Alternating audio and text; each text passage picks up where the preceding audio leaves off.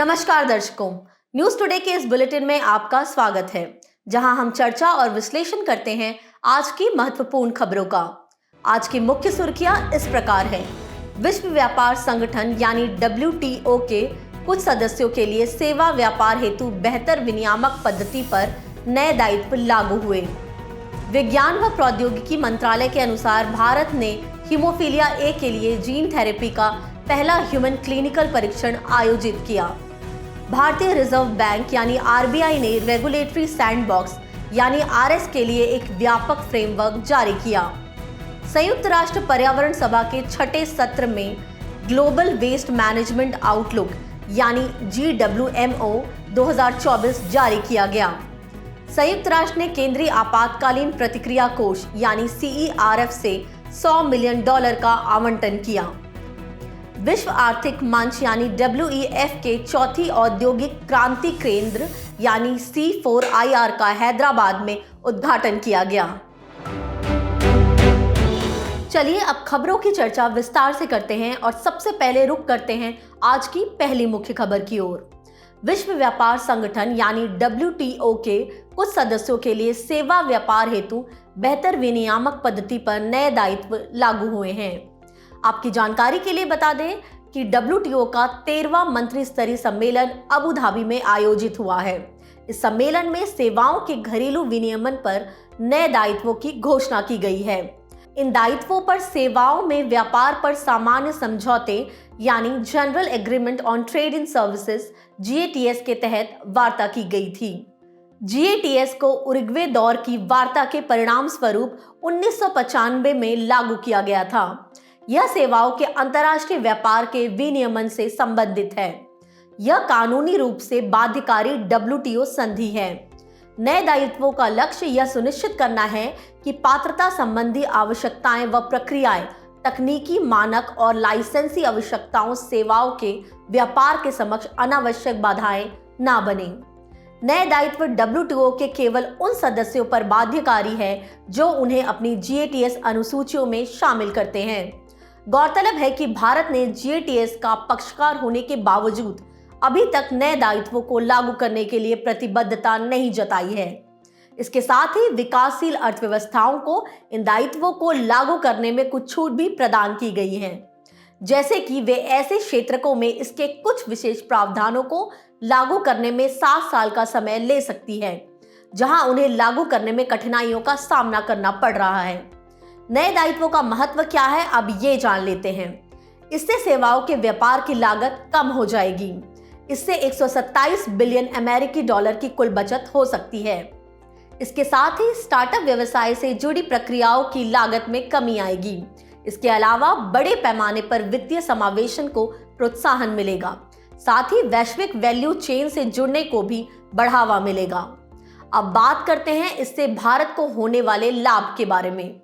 नए दायित्व most favoured nation सिद्धांत पर लागू किए जाएंगे। इससे भारत सहित WTO के सभी सदस्यों को लाभ होगा। भारत को होने वाले लाभों में कई बातें शामिल हैं। विश्व बाजार तक पहुंच प्राप्त होना, सेवा निर्यात में वृद्धि होना, वैश्विक सेवा बाजार की प्रतिस्पर्धा से फायदा और अंत में MSME व्यवसाय को बेहतर बनाने के लिए अवसर मिलना। चलिए बढ़ते हैं हमारी दूसरी मुख्य खबर की तरफ।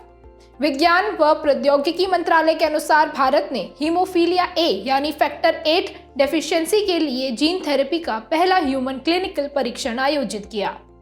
इस परीक्षण में रोगी के हेमेटोपोएटिक स्टेम सेल यानी HSC में फैक्टर 8 ट्रांस जीन को सक्रिय करने के लिए लेंटिवायरल वेक्टर का उपयोग करने की एक नवीन तकनीक को अपनाया गया था। HSCs में स्व-नवीकरण की क्षमता होती है। इनमें सभी परिपक्व रक्त कोशिका प्रकारों में अंतर करने की भी क्षमता होती है। यह परीक्षण क्रिश्चियन मेडिकल कॉलेज वेल्लोर ने आयोजित किया था। इसमें जैव प्रौद्योगिकी विभाग और एमोरी यूनिवर्सिटी ने सहायता की थी। जीन थेरेपी एक ऐसी तकनीक है जो बीमारी का उपचार करने के लिए किसी व्यक्ति के जीन में संशोधन करती है। ये आनुवंशिक विकारों के साथ साथ अन्य स्वास्थ्य संबंधी विकारों के उपचार का एक प्रत्यक्ष तरीका है। इसकी कार्यप्रणाली की बात करें तो इसके तहत रोग पैदा करने वाले जीन को जीन की स्वस्थ प्रति से बदला जाता है। फिर रोग उत्पन्न करने वाले उस जीन को निष्क्रिय किया जाता है जो ठीक से काम नहीं कर रहा है, और शरीर में एक नया या संशोधित जीन प्रविष्ट कराया जाता है। खबर की बेहतर समझ के लिए बात करते हैं हीमोफीलिया के बारे में। हीमोफीलिया आमतौर पर एक वंशानुगत रक्तस्राव विकार है। इसमें रक्त का थक्का यानी क्लॉट ठीक से नहीं जमता है। ये उन जीन्स में से किसी एक जीन में उत्परिवर्तन या संशोधन के कारण होता है, जो रक्त का थक्का बनाने के लिए आवश्यक क्लॉटिंग कारक प्रोटीन निर्मित करने के निर्देश देते हैं, और इससे स्वतः रक्तस्राव के साथ साथ अन्य घावों या चोटों की स्थिति में भी रक्तस्राव हो सकता है। खबर के आखिर में जीन थेरेपी से जुड़े मुख्य उत्पादों पर भी एक नजर डालते हैं। प्लाज्मिड डीएनए उपचारात्मक जीन को मानव कोशिकाओं में ले जाने के लिए सर्कुलर डीएनए अणुओं को आनुवंशिक रूप से संशोधित किया जा सकता है। वायरल वेक्टर वायरस से प्राप्त जीन थेरेपी उत्पादों को शरीर में उपचारात्मक जीन ले जाने हेतु वेक्टर के रूप में कार्य करता है। अन्य उत्पाद हैं रोगी से प्राप्त कोशिकीय जीन थेरेपी उत्पाद, बैक्टीरियल वेक्टर, मानव जीन संपादन तकनीक आदि। इसका मुख्य उपयोग आनुवंशिक विकारों के इलाज में तथा कैंसर के इलाज जैसे CAR-T सेल थेरेपी में किया जाता है। अब बात करते हैं आज की अगली मुख्य खबर की। भारतीय रिजर्व बैंक यानी RBI ने रेगुलेटरी सैंडबॉक्स के लिए एक व्यापक फ्रेमवर्क जारी किया। आपकी जानकारी के लिए बता दें कि RBI द्वारा गठित एक अंतर विनियामक कार्य समूह ने फिनटेक क्षेत्र के लिए विनियामक में सैंडबॉक्स फ्रेमवर्क लागू करने की सिफारिश की थी। रेगुलेटरी सैंडबॉक्स के तहत किसी नए उत्पाद या सेवा को लॉन्च करने से पहले नियंत्रित या परीक्षण वाले विनियामक माहौल में उसका लाइव परीक्षण किया जाता है। विनियामक परीक्षण के लिए विनियामक नियमों में कुछ छूट दी जाती है। यह परीक्षण वित्तीय क्षेत्र से जुड़े नवाचारों के लाभों और जोखिमों पर तथ्य एकत्र करने के लिए नए नवाचारों की फील्ड टेस्टिंग में मदद करता है। अब बात करते हैं रेगुलेटरी सैंडबॉक्स के लाभ के बारे में। पूर्व में किए गए प्रयोगों या प्रयोगों से प्राप्त अनुभवों से सीखने का अवसर प्राप्त होता है। साथ ही जानकारियों के आधार पर विनियामक संबंधी बदलावों के अनुसार स्वयं को ढालने में मदद मिलती है। इसके साथ ही परीक्षण से यह भी पता चल जाता है कि नए उत्पाद या सेवाएं लाभकारी और उपयोगी है या नहीं। इससे इन उत्पादों या सेवाओं को वास्तविक रूप से लॉन्च करने से पहले उनमें बदलाव किया जा सकता है। इस तरह जोखिमों को कम किया जा सकता है। इसके अलावा सूक्ष्म वित्त, लघु बचत और डिजिटल बैंकिंग में नवाचारों के द्वारा वित्तीय समावेशन में तेजी लाई जा सकती है। साथ ही उपलब्ध तथ्यों के आधार पर निर्णय लेने से विनियामक संस्थाओं को उद्योग जगत के सुझाव पर कम निर्भर रहना पड़ता है। अब इससे जुड़े जोखिमों और कमियों के बारे में विस्तार से जान लेते हैं। RBI या उसके रेगुलेटरी सैंडबॉक्स द्वारा कुछ चुनिंदा इनोवेशन को कानूनी छूट प्रदान की जाती है। ऐसा नहीं किया जाना चाहिए। सैंडबॉक्स प्रक्रिया से गुजरने में इनोवेटर्स अपनी लोचशीलता खो देते हैं और इसमें समय भी अधिक लग जाता है। हर नए उत्पाद और सेवा को अलग अलग मंजूरी देने से निर्णय लेने में पक्षपात भी हो सकता है। सैंडबॉक्स परीक्षण प्रक्रिया से गुजरने के बाद भी उत्पाद या सेवा के व्यापक रूप से उपयोग के लिए विनियामक मंजूरी की आवश्यकता पड़ती है। रेगुलेटरी सैंडबॉक्स के डिजाइन संबंधी प्रमुख पहलुओं की बात करें तो इसमें शामिल हैं रेगुलेटरी सैंडबॉक्स समूह।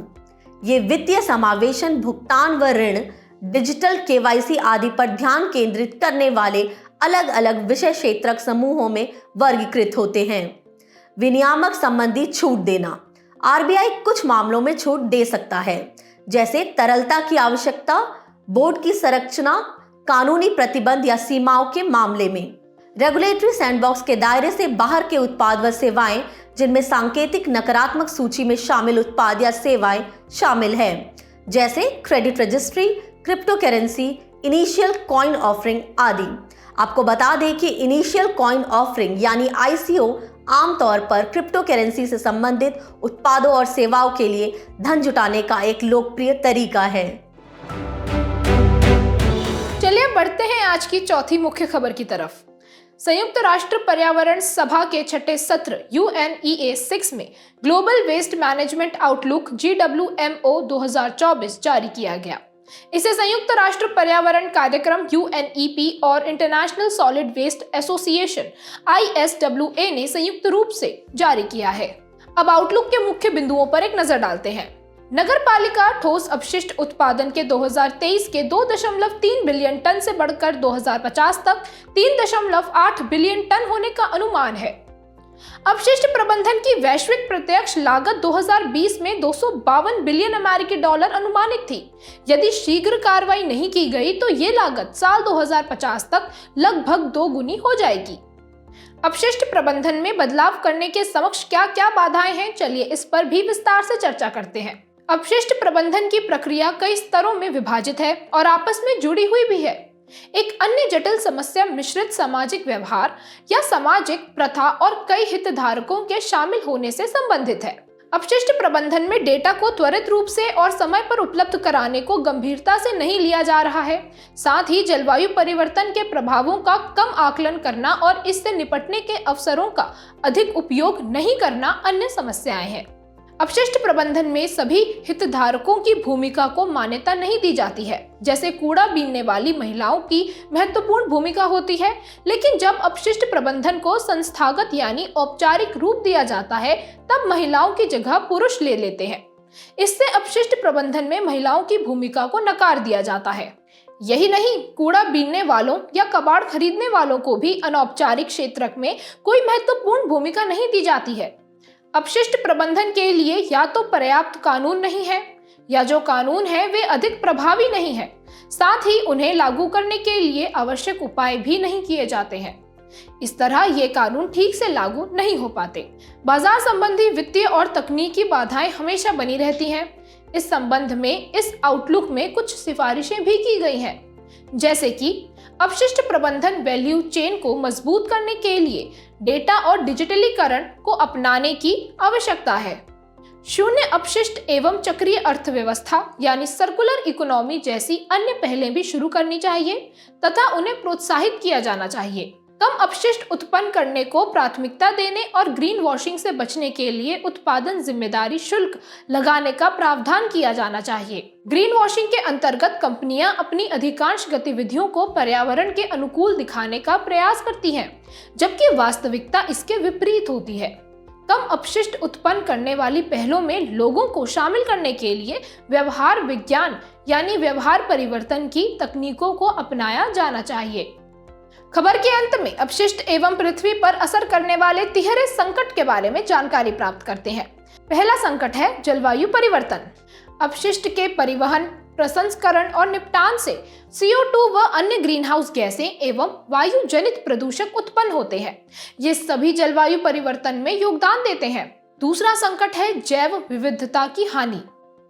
अविवेकपूर्ण अपशिष्ट निपटान पद्धतियां मृदा, जल निकायों और वायु में खतरनाक रसायन मुक्त कर सकती हैं। इससे स्थानीय वनस्पतियों और जीवों को दीर्घकालिक व स्थायी हानि हो सकती है। जैव विविधता पर नकारात्मक प्रभाव पड़ सकता है।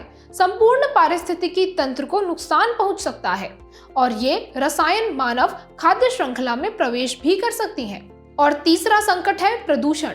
कुप्रबंधित अपशिष्ट से संबंधित बीमारियों के परिणाम स्वरूप हर साल 4 लाख से लेकर 10 लाख तक लोग मर जाते हैं। इन बीमारियों में डायरिया, मलेरिया, हृदय रोग और कैंसर शामिल है। चलिए बढ़ते हैं अगली मुख्य खबर की ओर। संयुक्त राष्ट्र ने केंद्रीय आपातकालीन प्रतिक्रिया कोष यानी CERF से $100 मिलियन का आवंटन किया।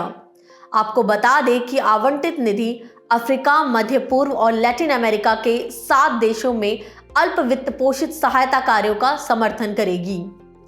केंद्रीय आपातकालीन प्रतिक्रिया कोष की स्थापना संयुक्त राष्ट्र महासभा ने 2005 में की थी। इसे संयुक्त राष्ट्र वैश्विक आपातकालीन प्रतिक्रिया निधि के रूप में स्थापित किया गया था।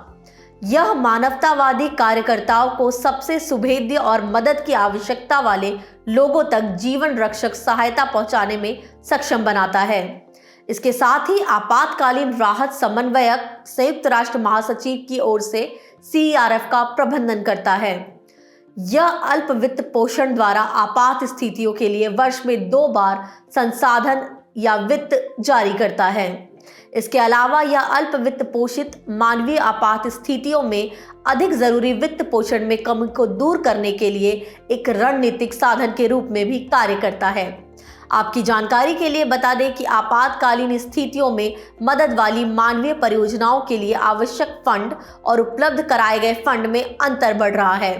उदाहरण के लिए ऑक्सफैम की 2023 के लिए प्रकाशित रिपोर्ट के अनुसार पिछले दशक यानी 2010 से 20 में संयुक्त राष्ट्र समन्वित राहत कार्यों में वित्त पोषण आवश्यकताओं का केवल 60% ही पूरा किया जा सका था।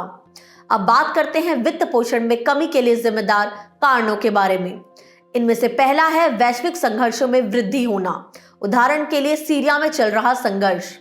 दूसरा है जलवायु परिवर्तन से जुड़ी प्राकृतिक आपदाओं में वृद्धि होना, जैसे हॉर्न ऑफ अफ्रीका में सूखा पड़ना। इसके अलावा एक ही साथ कई संकट उत्पन्न हो रहे हैं, जैसे उपराष्ट्रीय, राष्ट्रीय और प्रणालीगत स्तर पर जोखिम का बढ़ना। इससे संकट बार बार आ रहे हैं और ये गंभीर भी होते जा रहे हैं। अंत में बार बार आपदाएं आने की वजह से अब दानकर्ता भी दान देने के लिए आगे नहीं आ रहे हैं। इसके अलावा भू राजनीतिक घटनाक्रम भी फंड की कमी के संकट को बढ़ा रहे हैं। आवश्यक उपाय की बात करें तो स्थानीयकृत और लचीले वित्त पोषण तंत्र के जरिए फंडिंग में सुधार करना चाहिए। वित्त पोषण के नए उपाय विकसित करके वित्त पोषण के आधार को गहन और व्यापक बनाना चाहिए। इसके साथ ही जलवायु वित्त पोषण और मानवीय सहायता हेतु वित्त पोषण के बीच समन्वय स्थापित करना चाहिए। बढ़ते हैं आज की आखिरी मुख्य खबर की ओर। विश्व आर्थिक मंच यानी WEF के चौथी औद्योगिक क्रांति केंद्र C4IR का हैदराबाद में उद्घाटन किया गया। ये C4IR दुनिया का ऐसा पहला थीमेटिक सेंटर होगा जो स्वास्थ्य देखभाल और लाइफ साइंसेस पर ध्यान केंद्रित करेगा। इसका उद्घाटन बायो एशिया 2024 के दौरान किया गया है। बायो एशिया 2024 बायो एशिया का 21वां संस्करण है। बायो एशिया भारत सरकार तथा federation of Asian biotech association FABA के साथ साझेदारी में तेलंगाना सरकार द्वारा आयोजित एक अंतर्राष्ट्रीय व्यापार सम्मेलन है। C4IR विश्व आर्थिक मंच की पहल है। इसका उद्देश्य उद्योगों, अर्थव्यवस्थाओं और समाजों में न्याय संगत एवं मानव केंद्रित बदलाव लाने के लिए तकनीकी प्रगति की क्षमता का उपयोग करना है। चलिए अब खबर की बेहतर समझ के लिए 4IR के बारे में विस्तार से चर्चा करते हैं। 4IR का आशय चौथी औद्योगिक क्रांति से है। इसे इंडस्ट्री 4.0 भी कहा जाता है। इसमें artificial intelligence, additive manufacturing, internet of things जैसी प्रौद्योगिकियों के जरिए विनिर्माण उद्योग के डिजिटाइजेशन को बढ़ावा दिया जा रहा है। कभी कभी इसे स्मार्ट फैक्ट्रीज भी कहा जाता है। ये वास्तव में ऐसी फैक्ट्रीज हैं जहां साइबर फिजिकल सिस्टम पूरी तरह से जुड़े हुए होते हैं। यहां भौतिक विश्व और डिजिटल वर्ल्ड के बीच की दूरियों को कम या समाप्त कर दिया जाता है। चलिए अब बात करते हैं स्वास्थ्य देखभाल और लाइफ साइंसेज में 4IR के उपयोग के बारे में। वियरेबल डिवाइसेस का उपयोग करके स्वास्थ्य संबंधी विकारों के लक्षणों की निगरानी, रिकॉर्डिंग व उनका विजुअलाइजेशन किया जा सकता है और उन्हें साझा भी किया जा सकता है। यह हेल्थ प्रोफाइलिंग और क्लिनिकल रजिस्ट्रीज के माध्यम से तथ्यों के आधार पर स्वास्थ्य देखभाल सुविधा उपलब्ध कराती है। ये बीमारी के लिए सटीक दवा और शरीर के लक्षित अंगों तक दवा पहुंचाने की सुविधा प्रदान करती है। औद्योगिक क्रांतियों का संचार अब एक अधिक निर्दिष्ट और प्रभावी तरीके से हो रहा है। पहली औद्योगिक क्रांति मशीनीकरण, भाप और जल ऊर्जा पर केंद्रित थी। दूसरी क्रांति में उत्पादन और विद्युत के क्षेत्र में बड़े स्तर पर विकास हुआ। तीसरी क्रांति में इलेक्ट्रॉनिक्स और IT सिस्टम्स के साथ साथ ऑटोमेशन का प्रयोग हुआ और चौथी औद्योगिक क्रांति ने साइबर फिजिकल सिस्टम के विकास को अग्रणी भूमिका दी। आखिर में बात करते हैं इससे जुड़ी चुनौतियों के बारे में। इसमें रोगी के बारे में जानकारियां एक जगह उपलब्ध नहीं होकर अलग अलग दर्ज होती हैं। इससे जुड़े कुशल कर्मियों की कमी है। निजता के उल्लंघन से जुड़ी चिंताएं विद्यमान है। साइबर हमलों का खतरा बना रहता है और नैतिकता संबंधी चिंताएं भी मौजूद हैं आदि। इससे पहले महाराष्ट्र में भी C4IR केंद्र स्थापित किया गया था। इसका समन्वय नीति आयोग द्वारा किया जाता है। चलिए बढ़ते हैं सुर्खियों में रहे स्थल की तरफ। हमारा आज का स्थल है जापान। इस देश की राजधानी है टोक्यो। जापान ने अलग अलग देशों की चिंताओं को दरकिनार करते हुए फुकुशिमा दाइची परमाणु ऊर्जा संयंत्र से परमाणु संदूषित जल को समुद्र में छोड़ने का चौथा चरण आरंभ कर दिया है। चलिए इस देश की भौगोलिक अवस्थिति पर एक नजर डालते हैं। जापान एशिया के पूर्वी किनारे पर अवस्थित एक द्वीपीय देश है। इसका विस्तार उत्तर में ओखोटस्क सागर से दक्षिण में पूर्वी चीन सागर तक है। जापान के 4 मुख्य द्वीप हैं, होक्काइडो, होन्शु, शिकोकु और क्यूशु। इनमें होन्शु सबसे बड़ा द्वीप है। इसकी समुद्री सीमाएं चीन, उत्तर कोरिया, दक्षिण कोरिया, फिलीपींस, रूस, उत्तर मैरियाना द्वीप और रिपब्लिक ऑफ चीन यानी ताइवान से लगती हैं। चलिए आखिर में इस देश की भौगोलिक विशेषताओं पर भी एक नजर डालते हैं। ये सरकम पैसिफिक रिंग ऑफ फायर में स्थित है। इसका सबसे ऊंचा पर्वत माउंट फूजी है और सबसे लंबी नदी शिनानो नदी है। बुलेटिन के आखिरी में अब रुक करते हैं आज की संक्षिप्त सुर्खियों की तरफ। यूएस चैम्बर ऑफ कॉमर्स ने अपने अंतर्राष्ट्रीय बौद्धिक संपदा सूचकांक यानी आईपी इंडेक्स का 12वां संस्करण जारी किया। इस सूचकांक में शीर्ष रैंकिंग वाले देश संयुक्त राज्य अमेरिका, यूनाइटेड किंगडम और फ्रांस हैं। इस सूचकांक में 55 अर्थव्यवस्थाओं को शामिल किया गया है। इसमें भारत की 42वीं रैंकिंग है। पिछले संस्करण में भी भारत इसी रैंक पर था। भारतीय रिजर्व बैंक ने जलवायु संबंधी वित्तीय जोखिमों पर डिस्क्लोजर फ्रेमवर्क 2024 दिशा निर्देशों का मसौदा जारी किया है। मुदुमलाई टाइगर रिजर्व के कोर एरिया में पहली बार हर्पेटोफनल सर्वेक्षण आयोजित किया गया। भारतीय रिजर्व बैंक ने जूस जैकिंग की बढ़ती घटनाओं को देखते हुए यूजर्स को पब्लिक पोर्ट्स का उपयोग करके मोबाइल फोन चार्ज करने के प्रति सचेत किया है। प्रधानमंत्री ने स्वदेशी ग्रीन हाइड्रोजन फ्यूल सेल से चलने वाला भारत का पहला अंतर्देशीय जलमार्ग पोत लॉन्च किया। इसे हरित नौका पहल के तहत लॉन्च किया गया है। इसका निर्माण कोचिन शिपयार्ड ने किया है। कलकत्ता उच्च न्यायालय ने निर्णय दिया है कि सवैतनिक मातृत्व अवकाश का लाभ देने में अनुबंध वाले कर्मियों और स्थायी कर्मियों के बीच भेदभाव करना गलत है। ऐसा करना संविधान के अनुच्छेद 14 के साथ साथ मातृत्व हितलाभ अधिनियम 1961 का भी उल्लंघन है। विश्व स्वास्थ्य संगठन ने खसरे पर अपडेट जारी किया है। शोधकर्ताओं ने मानव आंत में वायरॉइड जैसे जीवन रूपों का एक नया वर्ग पाया है। शोधकर्ताओं ने इस वर्ग को ओबेलिस्क नाम दिया है। जाने से पहले आपकी समझ की परीक्षा के लिए डालते हैं एक नजर हमारे स्पेशल सेगमेंट प्रश्नोत्तरी पर।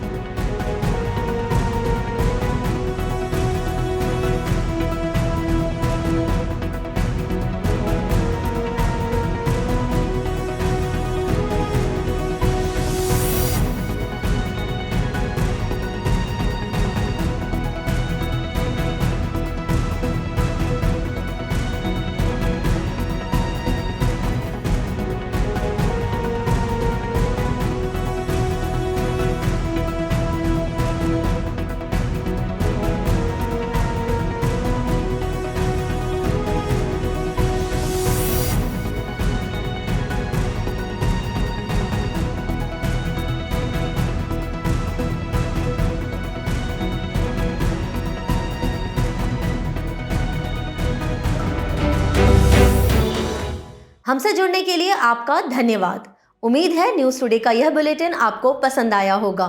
न्यूज़ टुडे की पीडीएफ को डाउनलोड करने के लिए और आज की क्विज के उत्तर के लिए डिस्क्रिप्शन में दिए गए लिंक पर क्लिक कीजिए।